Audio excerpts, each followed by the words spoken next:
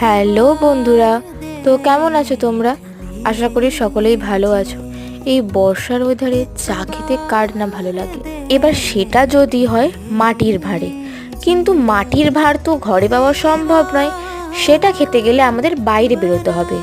কিন্তু এই বৃষ্টির ওয়েদারে আমাদের তো বাইরে বেরোনো অসম্ভব, কিন্তু সেই অসম্ভবকেই সম্ভব করতে আমি কয়েকটা মাটির কাপ নিয়ে বসে পড়েছিলাম, আর সেগুলোকে যাতে বোরিং না লাগে সেই জন্য একটু অলংকরণ করে নিয়েছিলাম।